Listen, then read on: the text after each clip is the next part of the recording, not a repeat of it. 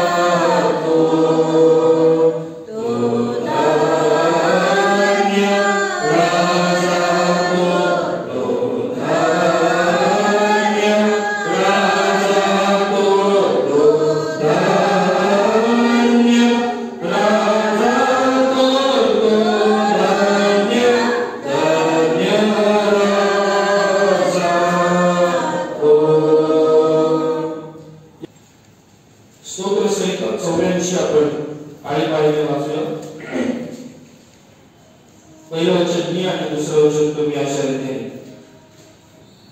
हे सेनाधीश परमेश्वरा, तुझी निवासस्थाने किती रम्य आहे. माझ्या जीवाला परमेश्वराच्या अंगणाची कंठादारी सुरत आहे.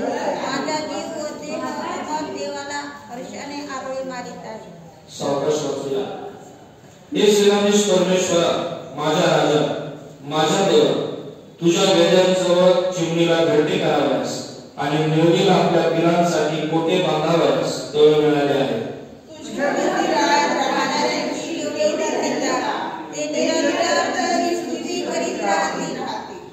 ज्या मनुष्याला तुझ्यापासून सामर्थ्य प्राप्त होते, ज्याच्या मनाला सियोनेच्या राजमार्गांचा ध्यास लागला आहे, तो केवढा धन्य. शोभजनक खोऱ्यातून जाताना ते त्या हृदयात स्थान करते. आपण त्याचा वापरण्याची आवाजाने करीतो. ते अधिकाधिक शक्ती पावत जातात. सियोने प्रत्येकाला देवाचे दर्शन लागते. हे परमेश्वरा, सेनाधीश देवा, माझी प्रार्थना आहे. हे याकोबाच्या देवा, काम दे. हे देवा, तू आमची ढाल आहेस, अवलोकन कर. तू आपल्या अभिषिक्ताच्या मुखाकडे दृष्टी लाव. खरोखर तुझ्या अंगणातील एक दिवस हा सर्वसंसारापेक्षा उत्तम आहे. दुष्टांच्या तंबूत राहण्यापेक्षा माझ्या देवाच्या मंदिराचा द्वार पाहणे मला इष्ट वाटते. कारण परमेश्वर देव हा सूर्य व ढाल आहे. परमेश्वर अनुग्रह व गौरव देतो. जे सात्विकपणे चालतात त्यांना उत्तम ते दिला वाचून तो राहणार नाही. हे सेनाधीश परमेश्वरा, जो मनुष्य तुझवर भाव ठेवतो तो किती धन्य. बसू. देवा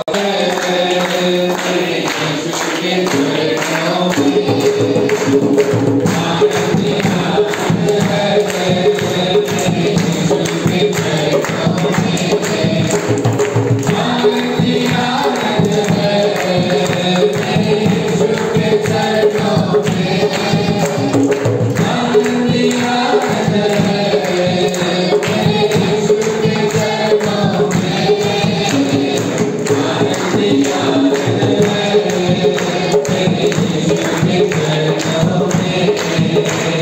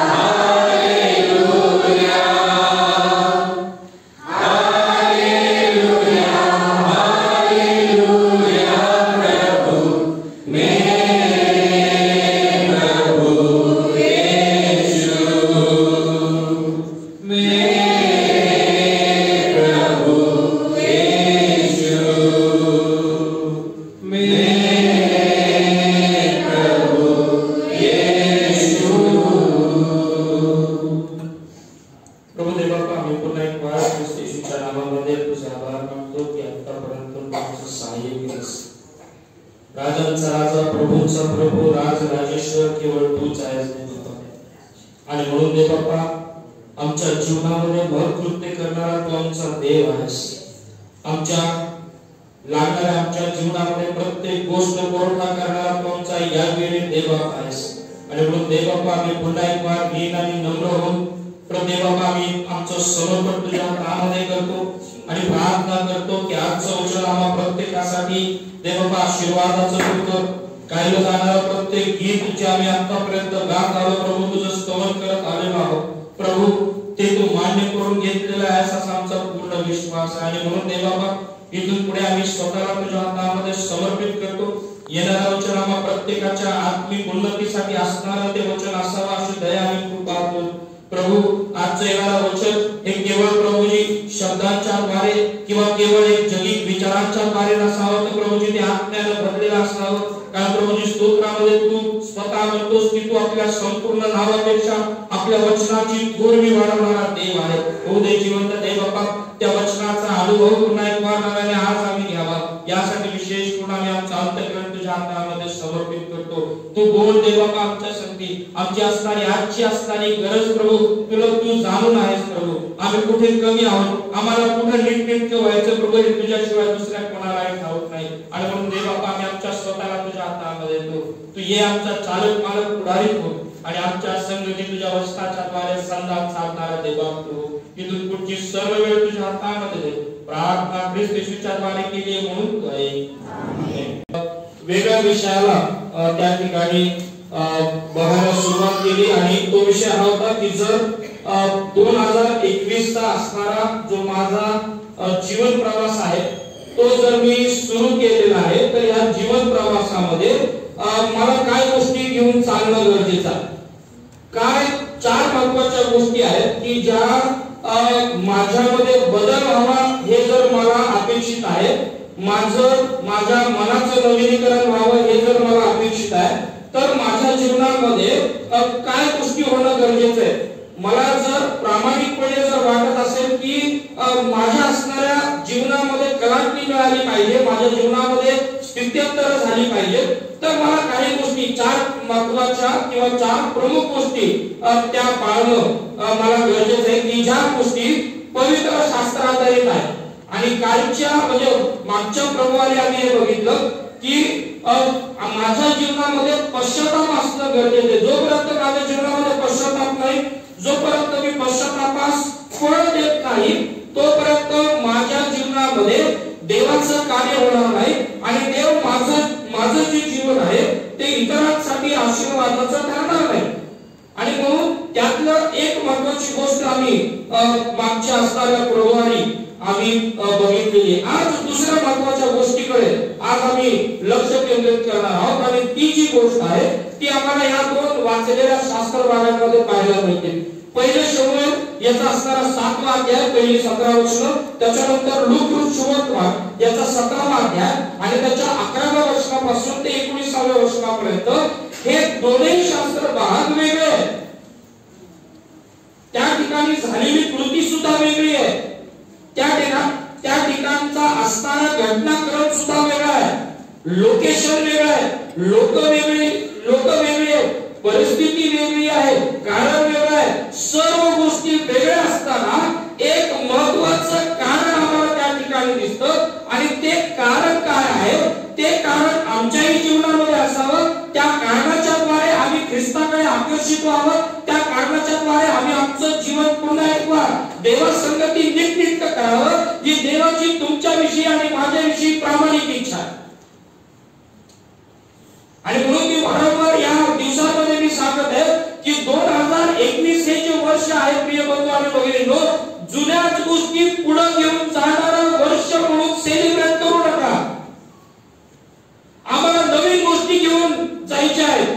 आम्हाला आमचं बदललेलं जीवन घेऊन प्रभूच्या समक्षतेमध्ये आम्ही जाणार आहोत. प्रिय बंधू आणि भगिनींनो, जितके वर्ष आम्ही त्या ठिकाणी आम्ही पायटवत आहोत, जितके वर्ष आम्ही त्या ठिकाणी सरसावत आहोत, तितक्या जवळीक रीतीने, तितक्या अजून जवळ रीतीने आम्ही ख्रिस्ताला भेटण्यासाठी स्वतःला तयार करत आहोत.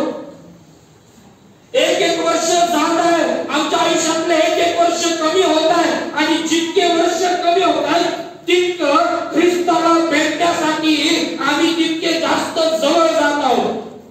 आमची आत्मिक तयारी करणं गरजेचं आहे. आमची आत्मिक तयारी करणं गरजेचं आहे. आणि म्हणून आज आम्ही ज्या गोष्टीकडे लक्ष केंद्रित करणार आहोत ना, त्याकडे आम्हाला बघणं गरजेचं आहे. स्तोत्रसंहिता 119 आणि त्याचं 59वं वचन. स्तोत्रसंहिता 119 आणि 59 वचन काय म्हटलेलं आहे? आपल्या वर्तन क्रमाविषयी विचार करून मी तुझ्या निर्बंधाकडे पावले फिरवली. 59 वचन त्या ठिकाणी आम्हाला सांगतं. स्तोत्र 119 आणि त्याचं 59वं वचन त्या ठिकाणी बोलत असताना ते म्हणतं, आपल्या वर्तन क्रमाविषयी विचार करून मी तुझ्या निर्बंधाकडे मी माझी पावलं तुझ्या निर्बंधांकडे वळवली. आणि दुसरी महत्त्वाची गोष्ट आहे, पहिली महत्त्वाची गोष्ट आम्ही बघितली, जर आमच्या जीवनामध्ये जर गोष्टी नवीन झाल्या पाहिजे, जर या 2021 मध्ये सुद्धा जर देवाने आम्हाला आशीर्वादित करावं ही जर अपेक्षा आम्ही देवाकडे ठेवलेली असेल, या जर इच्छेमध्ये जर आम्ही मार्गक्रमण करत असू, तर आम्हाला पहिली महत्त्वाची गोष्ट आम्हाला पश्चाताप करणं गरजेचं आहे. आम्हाला देवाकडे आमचं लक्ष केंद्रित करणं गरजेचं आहे. दुसरी महत्त्वाची गोष्ट स्तोत्र 119 आणि त्याच्या 59व्या वचनामध्ये आपल्याला पाहायला मिळते, ती म्हणजे आपल्या वर्तन क्रमाविषयी विचार करून मी तुझ्या निर्बंधांकडे कोणाकडे पावलं वळवली? परमेश्वराकडे. आणि परमेश्वराकडे काय आहे? निर्बंध आहे. परमेश्वराकडे निर्बंध आहे. मी सर्व गोष्टींचा विचार केला, मी या जगतिक गोष्टींचा विचार केला, मी माझ्या सर्व गोष्टींना चाचपलं, मी सर्व गोष्टींचं अनालिसिस केलं, मी सर्व गोष्टींचं पृथक्करण केलं आणि या सर्व गोष्टी बघितल्यानंतर सर्व विचार माझे ज्यावेळेस एकपट झाले, सर्व विचार मी केले, देवा परमेश्वरा मला तुझ्याकडे वळण्याशिवाय, मला तुझ्या निर्बंधाकडे वळण्याशिवाय मला दुसरा ऑप्शन त्या ठिकाणी दिसत नाही. लक्षात येतंय का?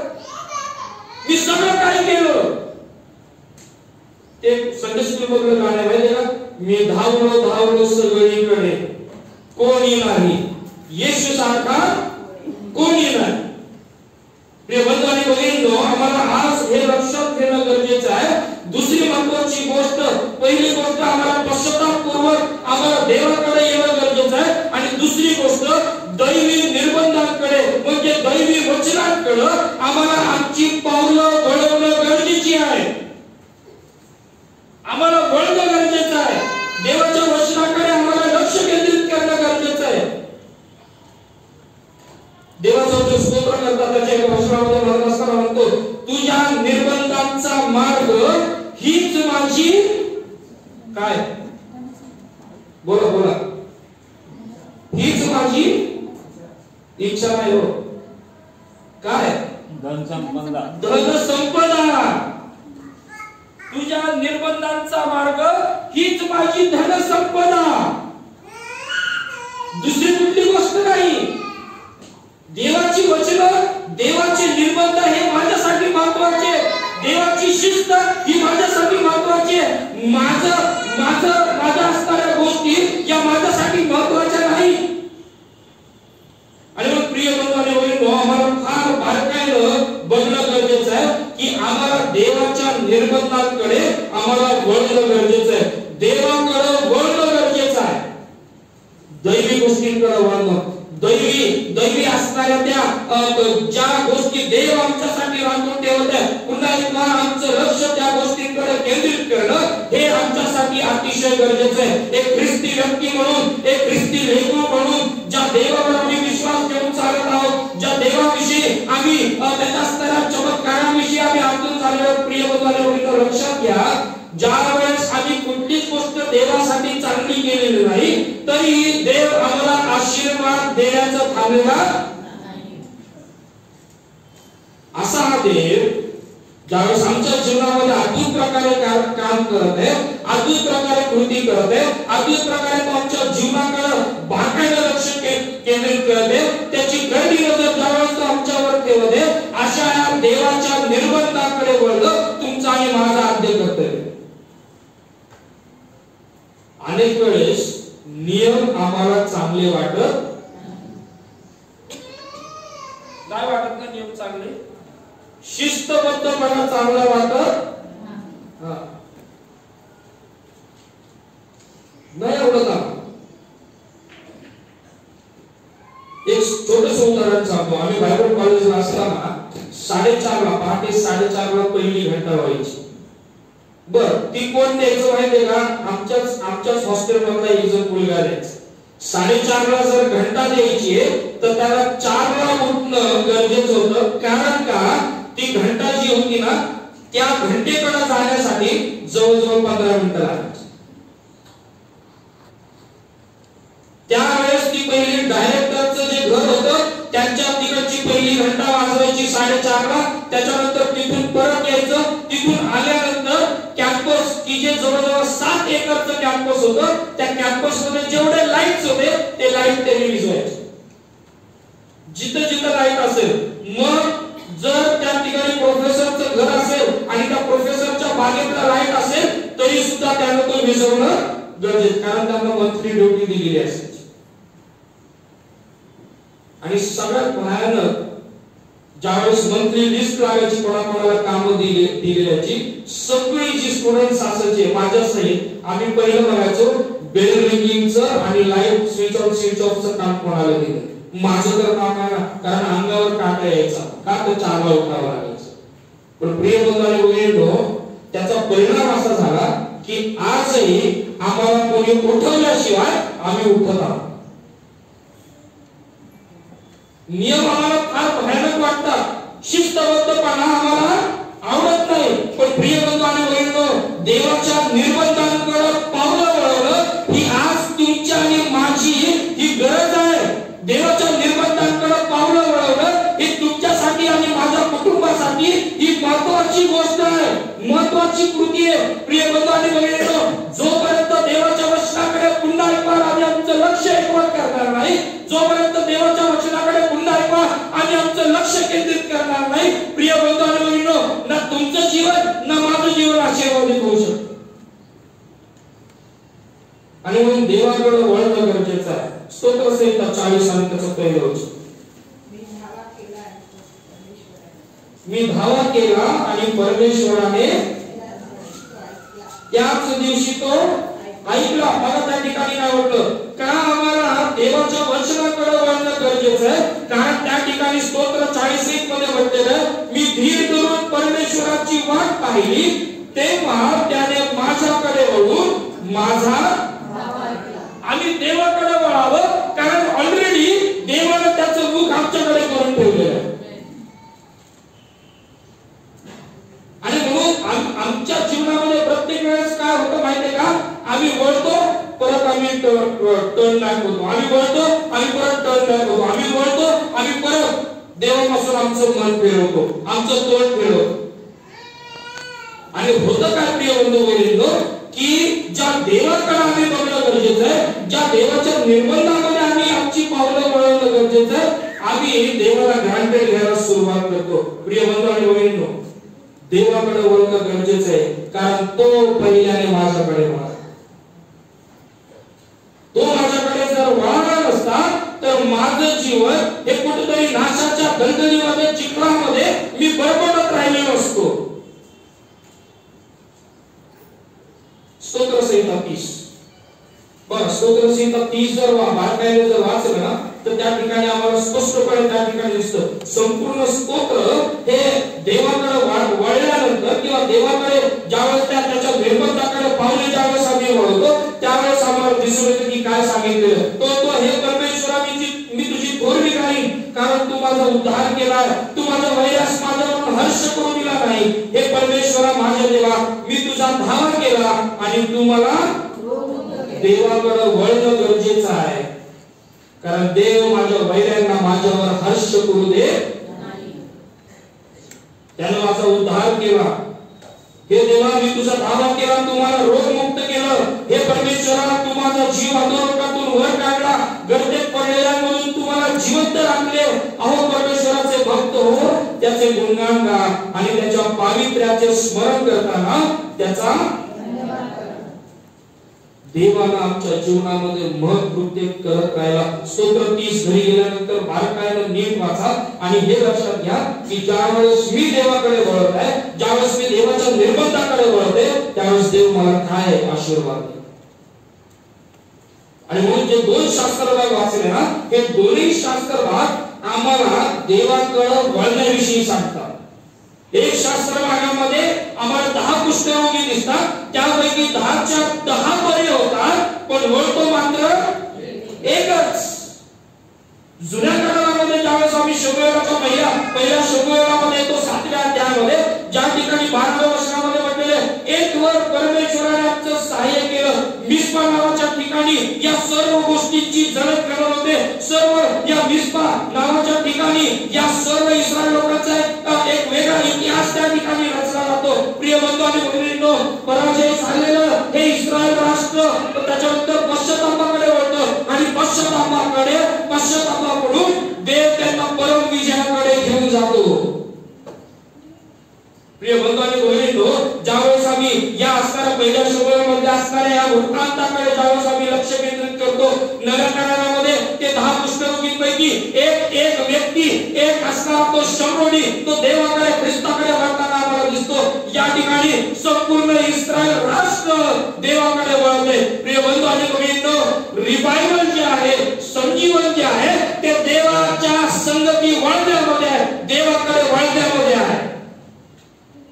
आमच्या जीवनामध्ये जर आम्हाला रिस्टोरेशन जर पाहिजे, आमच्या जीवनामध्ये जर आम्हाला जर रिवायवल पाहिजे तर देवाच्या निर्बंधाकडे वळणं ही तुमची आणि माझी आणि आमच्या मंडळीची गरज आहे. देवाकडे वळाल्याशिवाय काही गोष्टी नाही साध्य होणार, मला नाही साध्य होणार. देवाकडे वळणं गरजेचं आहे. हो अनेक वेळेस आम्ही देवाकडे कसं वळतो माहितीये का?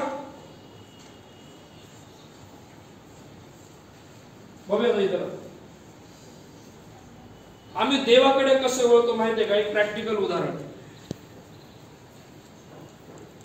मी एक पापी मनुष्य आणि मी देवाकडे वळत असताना मी देवाच्या संगती तर आहे, देवाच्या समक्षतेमध्ये मी तर उभा आहे, पण अनेक वेळेस होतं काय माहितीये का? मी देवाकडे वळतो.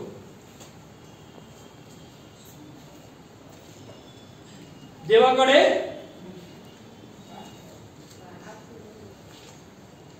माझं देवाकडे वळणं जे आहे ना हे तथाकथित आहे. माझं देवाकडचं वळणं जे आहे ना हे काळ परत्वे वेळ परत्वे बदलत राहतात. आम्ही प्रत्येक वेळेस काय करतो माहितीये का, देवाला आम्ही इतके ग्रांटेड घेतो. आम्हाला माहिती तो देव आहे, तो क्षमा करणारा आहे, तो प्रेम करणारा आहे, तो दयाळू आहे, तो करुणाळू आहे, तो मंदप्रद आहे, तो आमची परीक्षा सहनशक्तीच्या पलीकडे बघत नाही, तो आम्हाला नाशाच्या बंदलीच्या चिखलामध्ये टाकणार नाही. प्रिय बंधू भगिनींनो, सत्यता ही आहे, देव न्यायी आहे. देव न्यायी आहे. ज्या आदम हवेसाठी एडेन तयार केली, त्या आदम हवेला बाहेर काढण्यासाठी सुद्धा देव कचरला नाही आणि देव ध्याला नाही. देवाकडे वळणं गरजेचं आहे. प्रिय बंधू आणि भगिनींनो, जर अजूनही या नवीन वर्षामध्ये जर आम्ही देवाकडे त्याच्या निर्बंधाकडे जर आम्ही वळलो नसेल तर आमच्या आत्मिक जीवनावर फार मोठं प्रश्नचिन्ह आहे. यशया 45 आणि 22 वचन. यशाचा ग्रंथ याचा 45वा अध्याय आणि त्याच्या 22व्या वचनामध्ये काय म्हटलं बघा बरं. पृथ्वीच्या सर्व सीमांनो मजकडे वळा. पृथ्वीच्या सर्व सीमांनो मजकडे वळा. दैवी आमंत्रण आहे. पुढं उद्धार पावा. उद्धार पावा. कारण मी देव आहे. मी देव आहे, अन्य कोणी नाही. देवाकडे का वळायचं? कारण उद्धार हा त्याच्यापासून आहे. The source of salvation, the source of eternal life.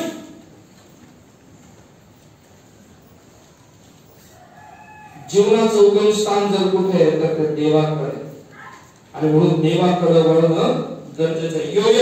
Joel याचा 2रा अध्याय.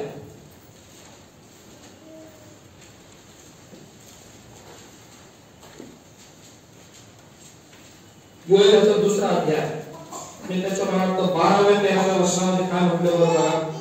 योएल 2 आणि 12-13 त्या ठिकाणी म्हटलंय, आता तरी परमेश्वराचे वचन ऐका, मनपूर्वक मजकडे वळा, उपोषण आक्रंदन व शोक करून वळा, आपली वस्त्रे नव्हे तर आपले हृदय फाडा आणि परमेश्वर तुमचा देव याचकडे, कारण तो कृपाळू, करुणाळू, मंदक्रोध, दयासागर आहे.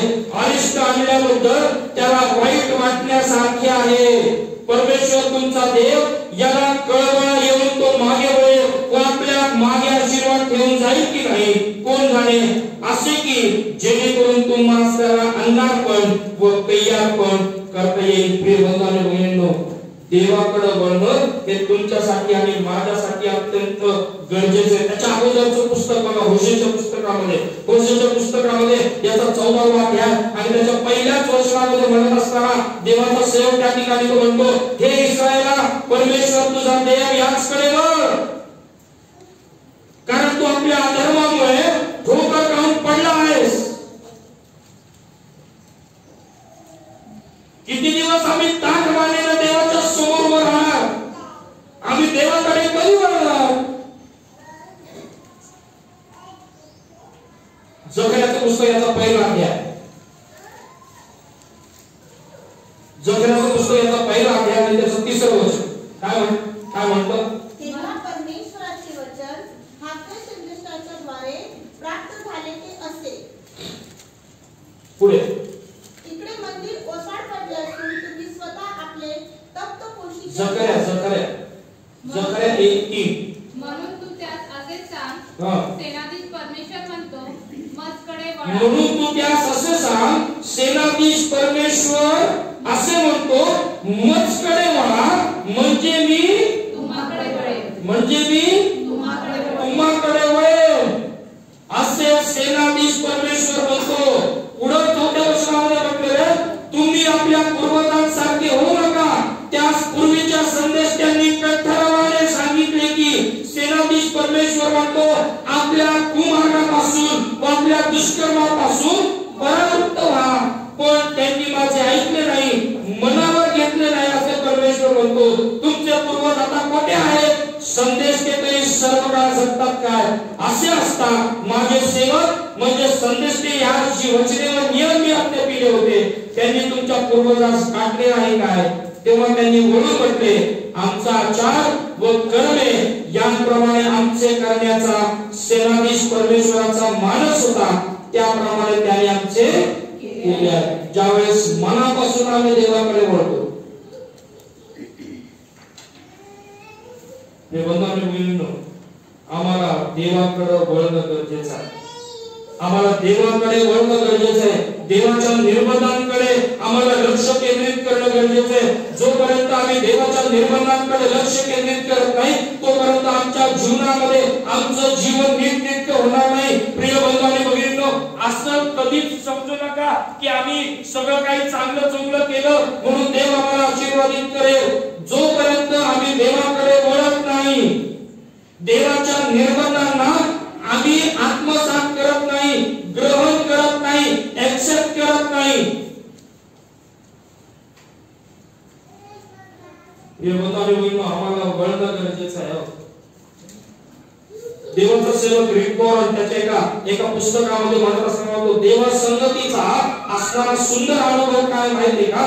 तुमच्या जीवनातले अंधकाराचे दिवस, ज्यावेळेस तुमचं हृदय तुटलेलं आहे, ज्यावेळेस तुमच्या भावना ज्या आहेत त्या पूर्णपणे शॅटर झालेल्या आहेत, ज्यावेळेस तुमच्याकडे कुठल्याच प्रकारचं ऑब्जेक्टिव्ह कुठल्याच प्रकारचा पर्याय उरलेला नाही, ज्यावेळेस तुमचं दुःख हे सर्वांपेक्षा भयंकर आहे, ज्यावेळेस तुम्ही तिरस्काराचा सामना करत आहात, ज्यावेळेस तुमच्याकडे असणाऱ्या ज्या गोष्टी आहेत त्या सर्व गोष्टीतनं तुमचे अश्रू नकळत त्या ठिकाणी टपटप गळत आहे, तुमचे अश्रू पुसणारे त्या ठिकाणी कोणी नाहीये, तुम्ही रिजेक्टेड लोकांमधले आहात, तुम्हाला वारंवार रिजेक्शनचा सामना करावा लागत आहे। या सर्व गोष्टींमध्ये एकच आणि एकच गोष्ट देव आम्हाला त्याच्या वचनात सांगतो आणि ती म्हणजे माझ्याकडे वळा, माझ्याकडे वळा। ज्यावेळेस आम्ही देवाकडे वळतो त्यावेळेस तो वळून आमची हाक ऐकतो। तुम्ही बघा का लूक ऋषीवर्तमान 17वा अध्याय, लूक ऋषीवर्तमान याचा 17वा अध्याय आणि त्याच्या असणाऱ्या 11व्या वचनापासून जर आम्ही बारकाईने वाचलं ना तर त्या ठिकाणी खूप सुंदर रूपांतर आम्हाला त्या ठिकाणी पाहायला मिळतो। या 10 कुष्ठरोग्यांच्या जीवनामध्ये देवानं किती अद्भुत प्रकारे, ख्रिस्ताने किती अद्भुत प्रकारे काम केलं त्या ठिकाणी बघा। त्या ठिकाणी म्हटलेलं आहे मग असे झाले की तो यरूशलेमकडे चालला असता शमरोन व गालिल यामधून गेला आणि तो एका गावात जात असता कुष्ठरोग असलेले 10 पुरुष त्याला भेटावयास आले। ते दूर उभे राहून मोठमोठ्याने ओरडून म्हणाले, हाव येशू गुरुजी आमच्यावर दया करा। त्याने त्यांना पाहून म्हटले, तुम्ही जाऊन स्वतःच याजकांना दाखवा। मग असे झाले की ते जाता जाता शुद्ध झाले। त्यातील एक जण आपण बरे झालो आहोत असे पाहून मोठ्याने देवाचा महिमा वर्णित तो परत आला। तो कोण होता? येशूचे आभार मानून तो त्याच्या चरणावर पालथा पडला आणि लूक हा स्पेसिफिकली त्या ठिकाणी सांगतो हा तर कोण होता? का सांगितलं? लूक का एवढं स्पेसिफाय करतो? हा तर शमरोनी होता, हा तर शमरोनी का? कधी विचार केला का? अनेक वेळेस यहुद्यांनी एक गोष्ट दाखवली ती म्हणजे देवाचं गौरव करणं आणि देवा संगतीचं असणारं जे नातं, जे दृढ नातं आहे त्याची मक्तेदारी केवळ आमच्याकडेच आहे, दुसरे कोणी ते घेऊ शकत नाही। दुसरे कोणी देवा संगती बोलू शकत नाही, दुसरे कोणी दैवी ज्ञान वाटू शकत नाही, देवाचं वचन निर्भीडपणे कोणी सांगू शकत नाही। आणि म्हणून लोक त्या ठिकाणी म्हणतो हे देवाच्या जवळचे नाही, ज्या लोकांनी अशा लोकांना रिजेक्ट केलेला आहे। तुम्ही कधी केला का रिजेक्शनचा सामना? कधी केला? तुम्ही कधी तुम्हाला रिजेक्ट केलं का कधी लोकांनी? मी एकदा मला वाटतं रोजली संगती बोलत असताना एकदा ती म्हणते तुम्ही असं कसं बोलून जाता एकदम, आणि त्यावेळेस म्हटलं मोनू मी असं लेकरू होतो की ज्याने वारंवार रिजेक्शनचा सामना केला. I was rejected child. आणि म्हणून रिजेक्शन काय आहे ना, मला विचारून घ्या रिजेक्शन काय असतं. बंधू आणि भगिनींनो लक्षात घ्या, ज्या लोकांनी नापसंत केलेला आहे, ज्या लोकांनी रिजेक्ट केलेला आहे ना, देव त्यांच्या संगती अधिक रीतीने काम करतो. देव त्या लोकांसंगती, देव त्या लोकांमध्ये जास्त इंटरेस्टेड आहे. आणि म्हणून त्या ठिकाणी बघा, हा तर शंभरोनी होता. वास्तविक पाहता कधीच त्याच्याकडून ही अपेक्षा नव्हती की त्याने देवाच्या समागमामध्ये यावं. कधीच त्याच्याकडून ही अपेक्षा केली नाही की त्याने देवाचे आभार मानावे. पण ज्या वेळेस त्याने दैवी चमत्काराचा अनुभव घेतला, ज्या वेळेस त्याने दैवी चमत्कार त्याच्या जीवनामध्ये होत असताना अनुभवले, हा दुसरी तिसरी गोष्ट त्याने केली नाही. तो परत आला. ज्या ख्रिस्ताने त्याच्या जीवनामध्ये चमत्कार केला त्याचे आभार मानल्याशिवाय तो राहिला नाही, त्याचा गौरव केल्याशिवाय तो राहिला नाही. प्रिय बंधू भगिनींनो, आर यू रिजेक्टेड? तुम्ही रिजेक्टेड आहात का? देवाकडे वा. जगाने तुम्हाला रिजेक्ट केले का? देवाकडे वा. जग तुम्हाला नाही म्हणते का? येशू तुम्हाला हो म्हणतो. जगाने तुम्हाला डिनाय केलं का? येशू तुम्हाला म्हणतो यू आर ऍक्सेप्टेड. आणि म्हणून प्रिय बंधू आणि भगिनींनो, देवाच्या निर्बंधांकडे वळणं हे अतिशय सुंदर आहे. ख्रिस्ताच्या शिस्तीमध्ये चालून तर बघा, दैवी निर्बंधांमध्ये चालून तर बघा, अनुभव तर घ्या. स्वतःच कुटुंब आशीर्वादित झाल्याशिवाय राहणार नाही. इथं आम्ही एक व्यक्ती बघत आहोत लूक मध्ये की जो देवाकडे वळाला, जो देवाकडे परत आला, ख्रिस्ताकडे परत आला आणि ख्रिस्ताचं त्याला गौरव केलं, ख्रिस्ताची त्यांनी प्रशंसा केली आणि ख्रिस्ताचे त्याने आभार मानले. शमूएलच्या पहिल्या पुस्तकामध्ये आता येऊया. कारण शमूएलचं पहिलं पुस्तक याचा 7वा अध्याय. या ठिकाणी जर बघितलं आता या 7व्या अध्यायामध्ये आम्हाला हे दिसून येत आहे की आता कोशाच्या संदर्भामध्ये एक गोष्ट आम्हाला या ठिकाणी दिसून येते. दुसऱ्या वचनामध्ये म्हटलं किंवा पहिलं आणि दुसरं वचन जर आम्ही वाचलं तर त्या ठिकाणी म्हटलेलं आहे, यावरून किर्यात आरीमकर आले व त्यांनी परमेश्वराचा कोश ठेवून टेकडीवर अमिनादाबाच्या घरी ठेवला आणि परमेश्वराच्या कोशाचे रक्षण करण्यासाठी त्यांनी त्याचा पुत्र एलाजार यास पवित्र केले. आता लक्षात घ्या पुढचं वचन काय म्हटलेलं आहे, किर्यात आरीम येथे कोश नेऊन ठेवल्यास बहुत काळ म्हटला, म्हणजे किती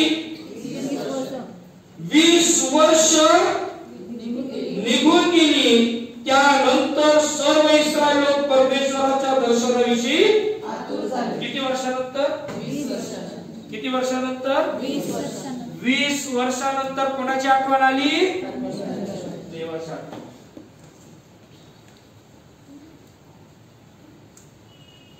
किती वर्षानंतर?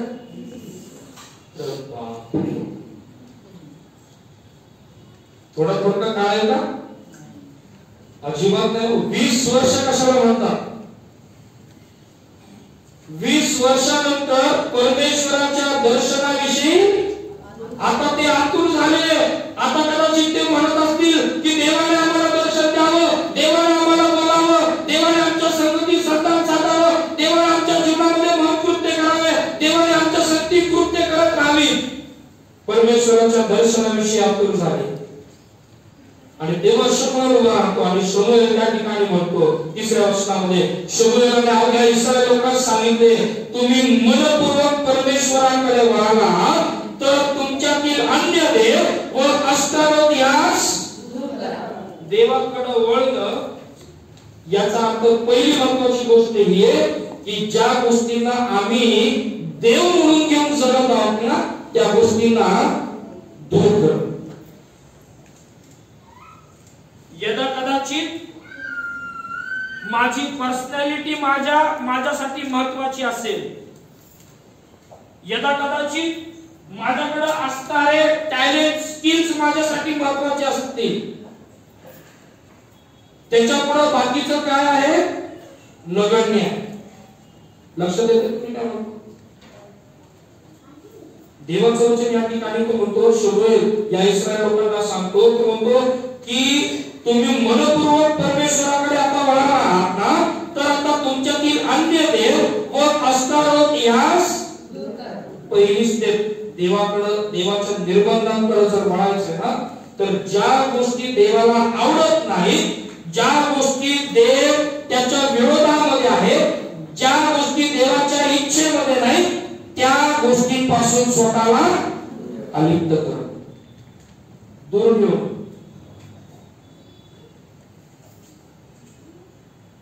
रिवायवल या इस्रायल लोकांमध्ये रिवायवल आला माहिती का? हा संपूर्ण 7वा अध्याय पहिल्या शमूएलचा एक टॉक्स अबाउट रिवायवल. कसा पराजय झाला, मग कसं मिस्पा या ठिकाणी देवाकडे ते वळल्यानंतर पश्चाताप केला, आणि कसं मिस्पा याच ठिकाणी देव त्यांचा एबिनेजर झाला, म्हणजे त्यांच्या जीवनामध्ये परम विजय त्यांनी अनुभवला. प्रिय बंधू आणि भगिनींनो, खूप सुंदर इतिहास आहे इस्रायलाचा. ज्यांनी पराजय अनुभवला, ज्यांनी रिजेक्शन अनुभवलं, देवाने त्याच ठिकाणी त्याच लोकांच्या समोर देवाने त्यांना उन्नत आणि प्रगत केलं. देव त्याच्या लोकांना कधीच सोडत नाही, आणि देव त्याच्या लोकांना कधीच हार मानू देत नाही.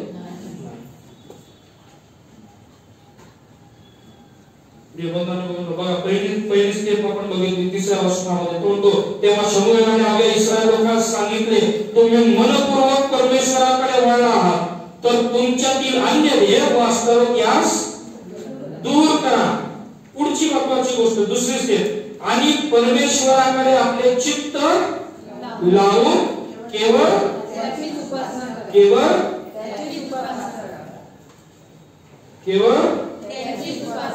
त्याचीच उपासना. देवानं दुसऱ्या देवाच्या उपासनेस आम्हाला परवानगी दिली नाही.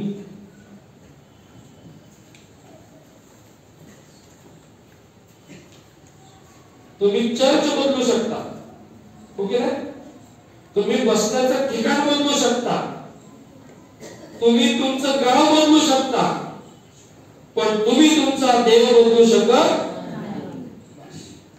लक्षात येते? जो देव तुमच्या जीवनामध्ये कार्य करत आहे, जो देव तुमच्या जीवनामध्ये आशीर्वाद देत आहे, जो देव तुमच्या जीवनामध्ये चमत्कार करत आहे, अनेक वेळेस आम्ही करत आहोत ते. बऱ्याच गोष्टी लपून छपून चालल्या आहेत. मला माहिती आहे, मला विचारा. आणि मग प्रिय बंधू आणि भगिनींनो, आम्हाला हे बघणं गरजेचं आहे की आम्ही केवळ त्याचीच उपासना करणं, त्याचीच आराधना करणं हे देवाला आनंदाचं आहे. देवाला सोडून जर आम्ही वेगळ्याच गोष्टींची जर उपासना आणि आराधना करत असू तर भयानक कृत्य हो, भयानक आमच्या जीवनामध्ये आल्याशिवाय राहणार नाही. कितीतरी गोष्टी आहेत. मी मला सांगितलं, मला माझी पर्सनॅलिटी देवापेक्षा जर चांगली वाटत असेल, मला देवापेक्षा माझ्याकडे असणारा पैसा, प्रॉपर्टी, गडगंज संपत्ती जर देवापेक्षा जर इष्ट वाटत असेल, तर ती माझ्यासाठी देव आहे. मी ऑलरेडी एक उदाहरण सांगितलं होतं, म्हणजे एक म्हण आहे किंवा एक लिखाण केलं होतं, त्याच्यामध्ये म्हटलेलं आहे, पैसा पैसा पैसा तुझे कमाऊ कैसा. काय म्हटलं? पैसा पैसा पैसा तुझे कमाऊ कैसा, पैसा पैसा पैसा मरने के बाद तुझे ले जाऊ कैसा. प्रिय बंधू आणि भगिनींनो, आम्हाला हे बघितलं पाहिजे की देवानं जे धन आमच्याकडे दिलेलं आहे ना, हे त्याच्या गौरवासाठी दिले. देवानं आम्हाला जी सुंदरता दिलेली आहे, देवानं आम्हाला जी पर्सनॅलिटी दिलेली आहे, देवानं आम्हाला जे टॅलेंट्स दिलेले आहेत, देवाने जे गिफ्ट आम्हाला दिलेले आहेत, देवाने जे फळ आमच्या जीवनामध्ये दिलेलं आहे, ते सर्व आणि सर्व आमच्या जीवनातला प्रत्येक अंश हा देवाने त्याच्या गौरवासाठी दिलेला आहे. पहिलं देवाचा गौरव.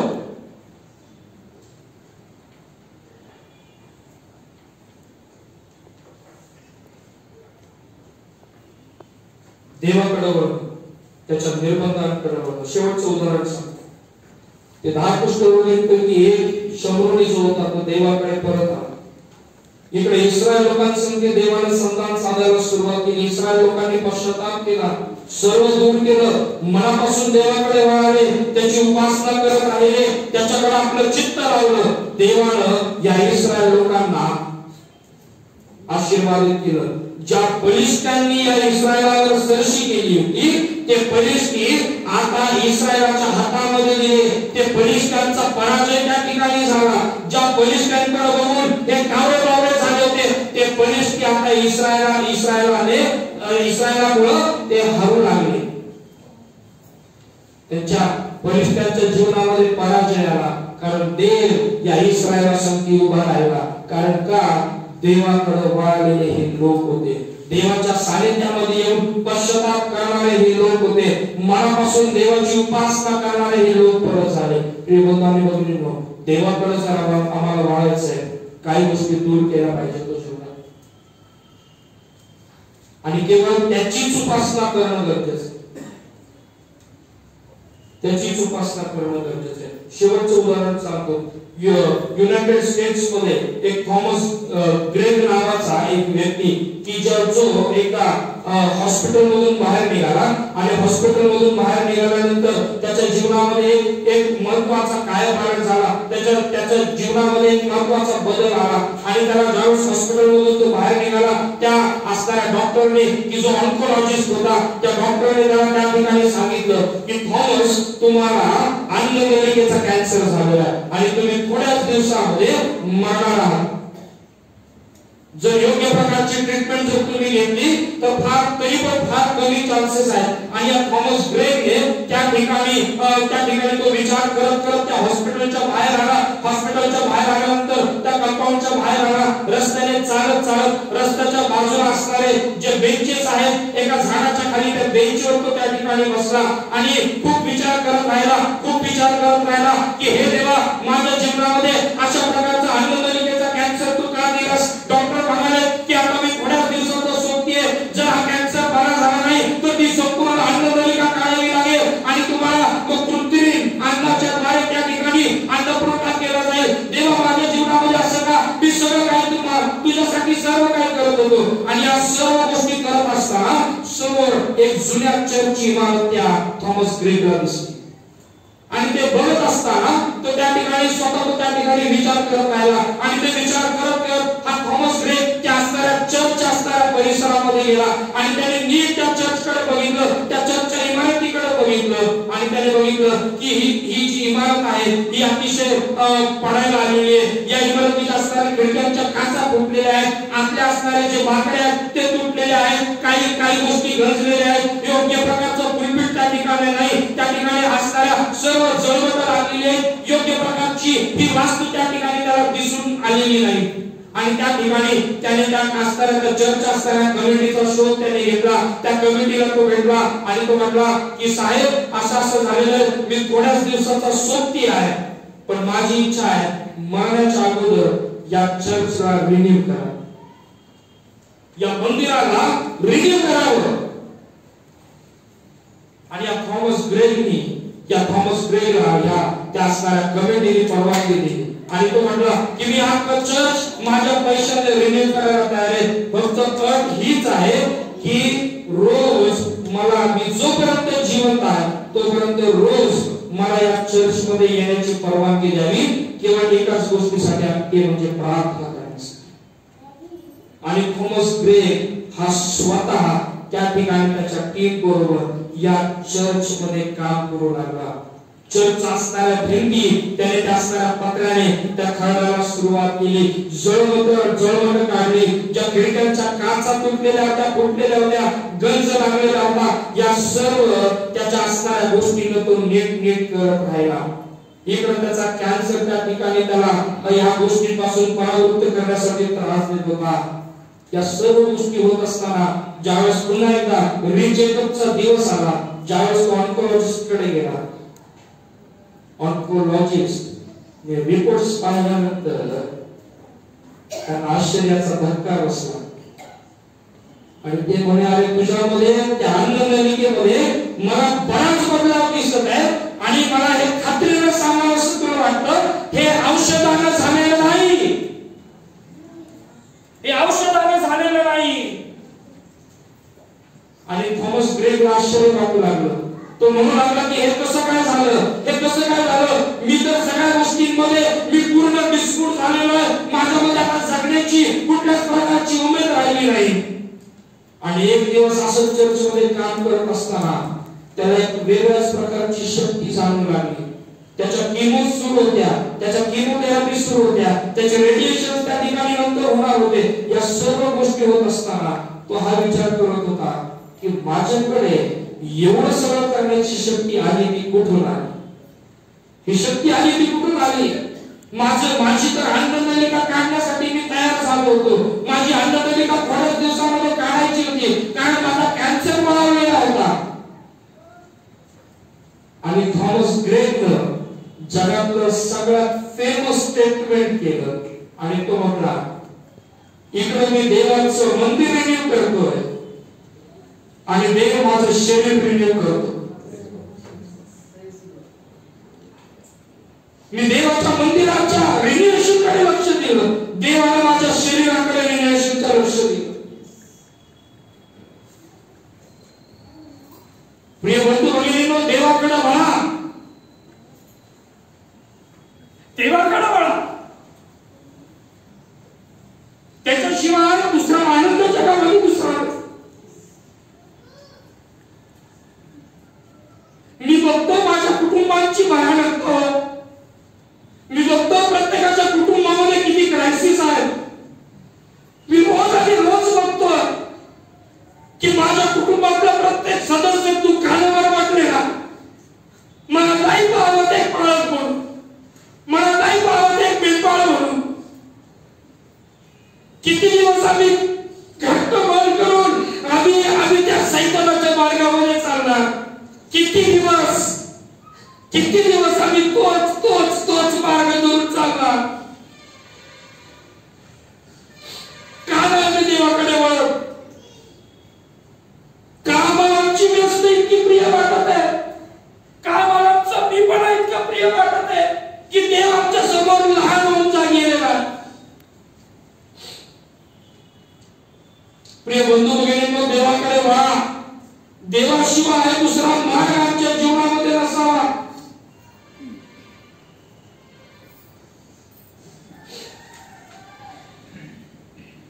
हा थॉमस ग्रेग देवाकडे वळला आणि देवाने त्याच्या शरीराचं रिन्युएशन केलं. आणि म्हणून ज्यावेळेस तुम्ही या मंदिरामध्ये हे मंदिर तुमच्या जीवनाचं रिन्युएशन करतो. हे देवाचं मंदिर म्हणून देवाच्या मंदिराला कधीच नाही म्हणू नका. हे चर्च, हे उपासनागृह हे देवानं असंच तयार केलेलं नाहीये, बरोबर ना का? याला दैवी इतिहास आहे, मानवी इतिहास नाहीये. याला दैवी इतिहास आहे. आणि म्हणून या ठिकाणी येणारा प्रत्येक व्यक्ती हा रिन्यू झाल्याशिवाय राहत नाही, रिस्टोर झाल्याशिवाय राहत नाही. या देवाकडे, कारण देवाकडे वळण्यामध्येच धन्यता आहे आणि देवामध्ये वळण्यामध्येच तो आत्मिक आनंद आहे. डोळे झाकून प्रार्थना करू. देवा, आम्ही पुन्हा एकदा नियमाने नम्र होऊन तुझ्या चरणाजवळ तुझी उपकार स्तुती करतो, तुझ्या नावाला धन्यवाद देतो. तुझ्या निर्बंधांचा मार्ग हीच माझी धनसंपदा. मी आपली पावलं तुझ्याकडे वळवतो आणि तू माझा स्वीकार केलीस. तू माझ्या सर्व भयापासून मला सोडवलीस. ज्यांनी तुझ्याकडे पाहिले ते प्रकाश पावले, त्यांची मुख लज्जेने कधीच काळवळली नाही. या पामराने धावा केला आणि तू त्या क्षणी ऐकलास. आणि त्याच्या सर्व भयापासून त्याला सोडवस. भग्नहृदयी लोकांच्या सवित असणारा तो आमचा देव आहेस प्रभू.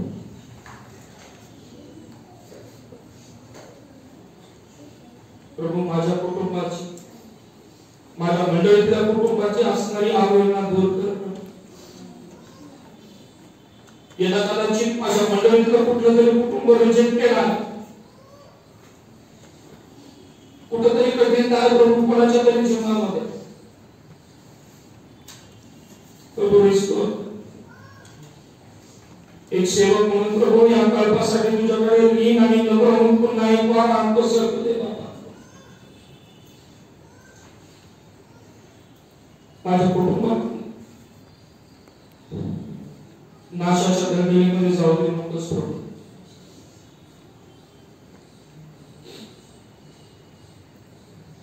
देव बाबा सांगे का कृपा करू प्रभू.